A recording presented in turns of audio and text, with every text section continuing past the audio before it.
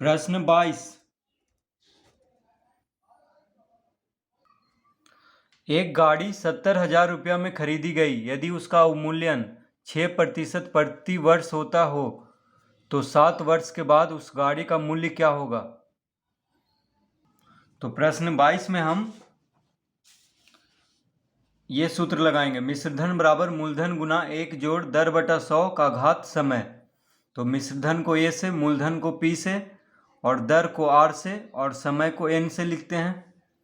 तो यहाँ पे प्रश्न में क्या कह रहा है कि एक गाड़ी 70,000 रुपया में खरीदी गई, यानी मूलधन के जगह पे रख देंगे 70,000 रुपया, 70,000 रख देंगे मूलधन के जगह पे, और उसका अवमूल्यन यानी 6% दर जो है, दर कितना है 6%, हर साल घट रहा है उसका, यानी मूल्य जो है हर साल 6% की दर से घट रहा है।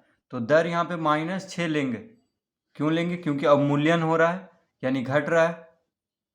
तो अवमूल्यन में दर को माइनस में लेंगे, तो दर के जगह पे क्या लिखेंगे -6 और समय के जगह पे 7 लिखेंगे। ठीक है, और हमें क्या निकालना है? मिश्रधन यानी ए निकालना है।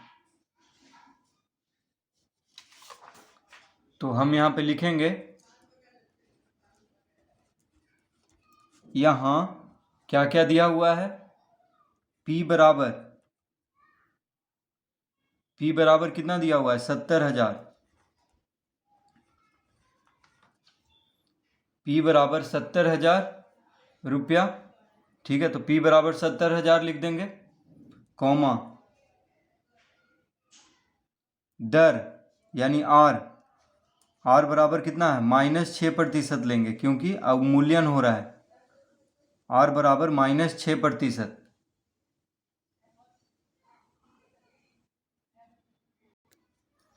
कॉमा देंगे, और समय यानी एन बराबर 7 लिख लेंगे क्योंकि 7 वर्ष है।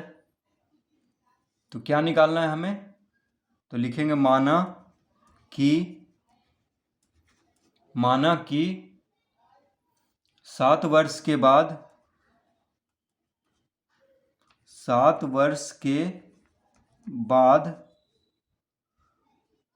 गाड़ी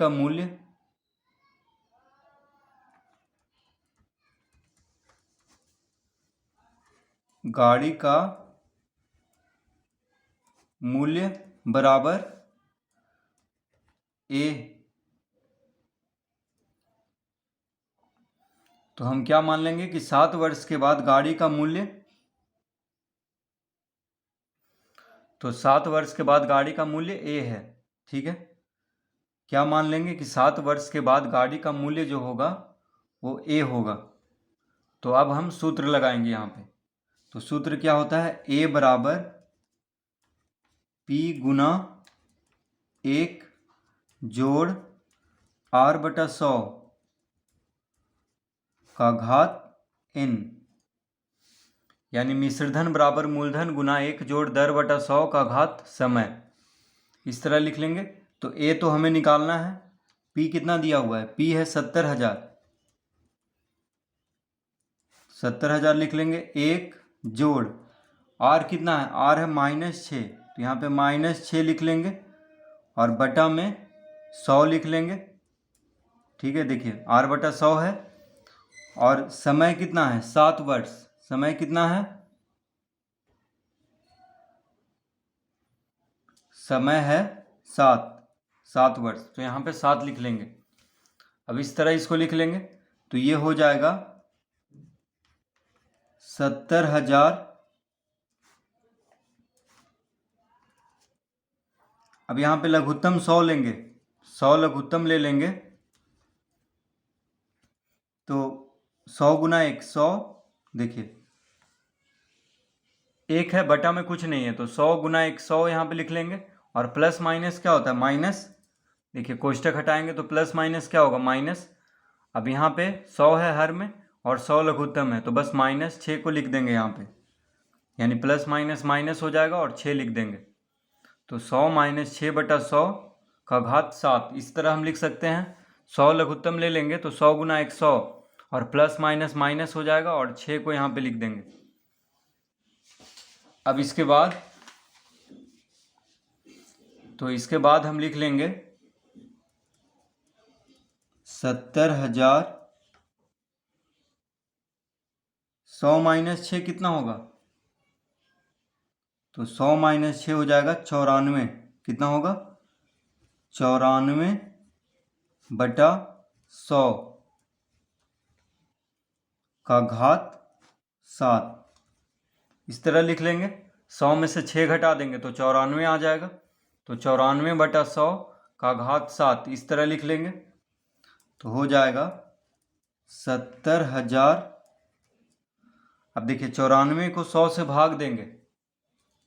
94 को 100 से भाग देंगे तो कितना आ जाएगा?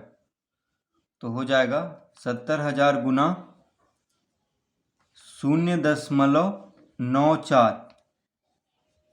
तो ये कैसे आ गया? तो 94 को 100 से भाग देने पर 94/100 है, तो 100 से भाग देंगे यानी 1 पे 2 शून्य है, तो दशमलव के बाद 2 अंक होना चाहिए, क्योंकि 1 पे 2 शून्य है। कितना शून्य है? 1 पे 2 शून्य है, इसीलिए दशमलव के बाद 2 अंक होना चाहिए।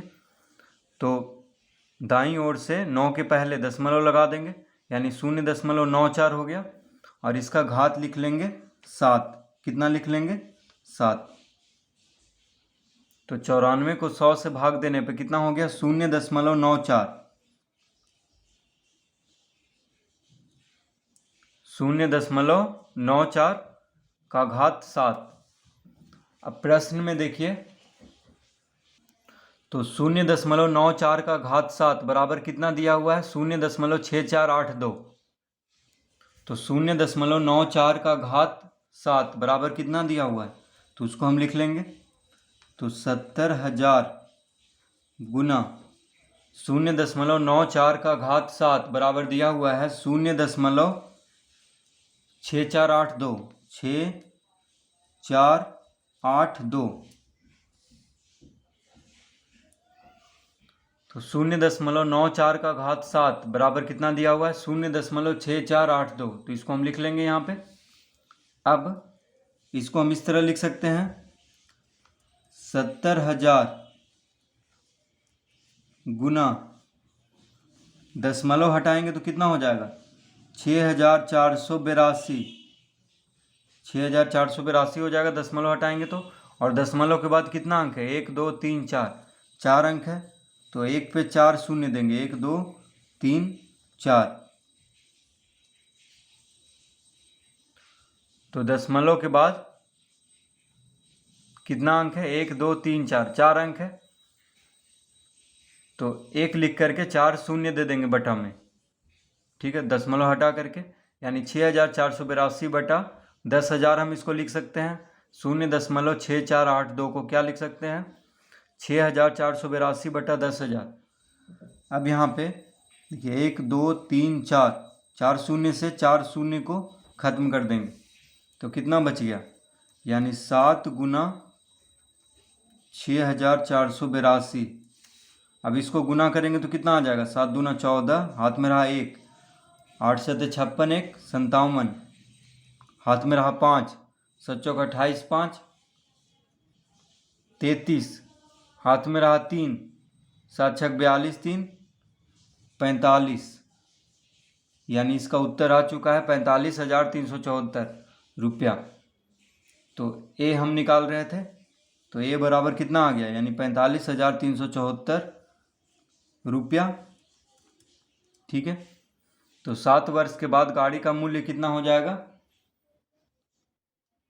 45,374 रुपया। तो लिखेंगे, अतः